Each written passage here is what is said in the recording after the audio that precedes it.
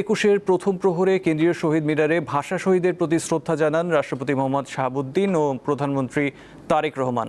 মন্ত্রিসভা সদস্যদের পাশাপাশি ফুল দিয়ে শ্রদ্ধা জানিয়েছেন সংসদের বিরোধী দলীয় নেতা শফিকুর রহমান।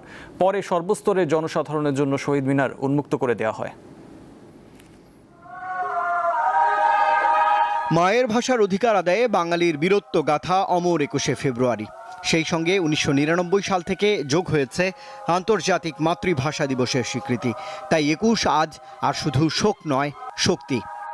জনাব মোহাম্মদ শাহাবুদ্দিন এগিয়ে যাচ্ছেন। শুক্রবার দিবাগত রাত ১২টা ১ মিনিটে ২১শে প্রথম প্রহরে কেন্দ্রীয় শহীদ মিনারে শ্রদ্ধা জানান রাষ্ট্রপতি মোহাম্মদ শাহাবুদ্দিন। এ সময় তিনি কিছুক্ষণ নীরবে দাঁড়িয়ে শহীদদের প্রতি সম্মান জানান। এর কিছুক্ষণ পর শহীদ বেদিতে ফুল দিয়ে শ্রদ্ধা জানান প্রধানমন্ত্রী তারেক রহমান। তিনি ভাষা শহীদদের আত্মার মাগফিরাত কামনা করে দোয়া মোনাজাত করেন। ইয়া আল্লাহ, আপনার রহমতের চাদর দিয়ে আমাদের দেশটাকে আপনি আবৃত করে দিন। পরে দলের চেয়ারম্যান হিসেবে কেন্দ্রীয় নেতাদের নিয়ে বিএনপির পক্ষে শহীদ বেদিতে ফুল দেন তারেক রহমান। জনাব তারেক রহমানের নেতৃত্বে স্থানীয় সরকার মন্ত্রী ও বিএনপি মহাসচিব মির্জা ফখরুল ইসলাম আলমগীর শ্রদ্ধা জানিয়ে গণমাধ্যমকে বলেন, ফ্যাসিস্ট সরকারের জাঁতাকলে ২১ ছিল অবরুদ্ধ, যা আজ মুক্ত।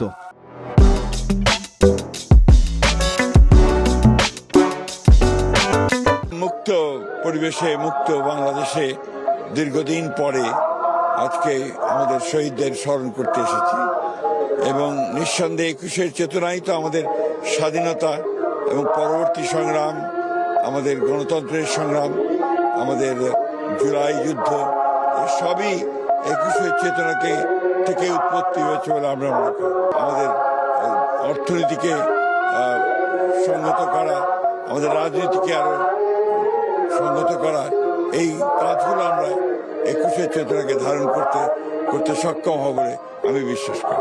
৫২ ভাষা শহীদদের প্রতি ফুলেল শ্রদ্ধা জানান জাতীয় সংসদের বিরোধী দলীয় নেতা ও জামায়াত ইসলামীর আমির শফিকুর রহমান। পরে তিনি শহীদদের জন্য দোয়া করেন। এরপর শ্রদ্ধা জানান ৩ বাহিনীর প্রধানরা।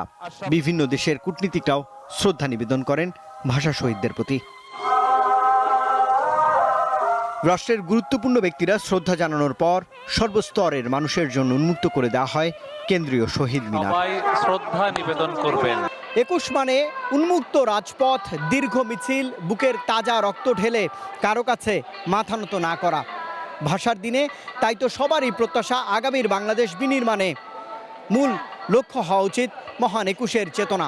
রুবায়েত হাসান, দীপ্ত সংবাদ, কেন্দ্রীয় শহীদ মিনার, ঢাকা।